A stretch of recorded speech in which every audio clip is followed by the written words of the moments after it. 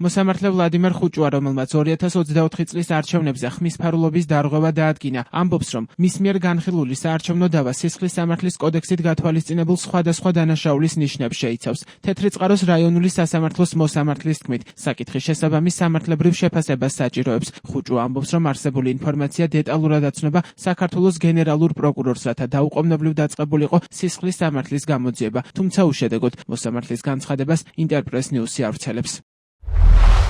საზოგადოებრივი ინტერესისა და საკითხის განსაკუთრებული მნიშვნელობის გათვალისწინებით ვადასტურებ, რომ წარსულში ჩემ მიერ განხილული საარჩევნო დავასთან დაკავშირებით გამოიკვეთა გარემოებები, რომლებიც შეიცავენ საქართველოს სისხლის სამართლის კოდექსით გათვალისწინებულ სხვადასხვა დანაშაულების ნიშნებს და საჭიროებენ შესაბამის სამართლებრივ შეფასებას. არსებული ინფორმაცია დადგენილი წესით დეტალურად ვაცნობე საქართველოს გენერალურ პროკურორს, რათა დაუყოვნებლივ დაწყებულიყო სისხლის სამართლის გამოძიება, თუმცა დღემდე არ არის ცნობილი გამოძიების დაწყების ან სხვა სამართლებრივი პროცედურების თაობაზე. ზემო აღნიშნულ ფაქტმა შესაძლოა წარმოშვა საფუძვლიანი ეჭვი, რომ ადგილი აქვს შერჩევით სამართალს და საკითხის პოლიტიზაციას, რაც პირდაპირ აზიანებს სამართლის უზენაესობის პრინციპს და საზოგადოებრივ ნდობას. ყველასთვის ცნობილი და გასაგები უნდა იყოს, რომ საარჩევნო პროცესი წარმოადგენს დემოკრატიული სახელმწიფოს საფუძველს, ხოლო სასამართლო ვალდებულია უზრუნველყოს მისი სამართლებრივი სიწმინდე. სრული პასუხისმგებლობით ვაცხადებ, რომ ჩემ მიერ განხორციელებული მართლმსაჯულება ეფუძნება მხოლოდ კანონს და სამართალს. ამასთან ვემსახურები იმას, რომ ყველა პროცესში მაქსიმალურად დაცული იყოს სასამართლოს მიუკერძოებლობა, დამოუკიდებლობა და ავტორიტეტი.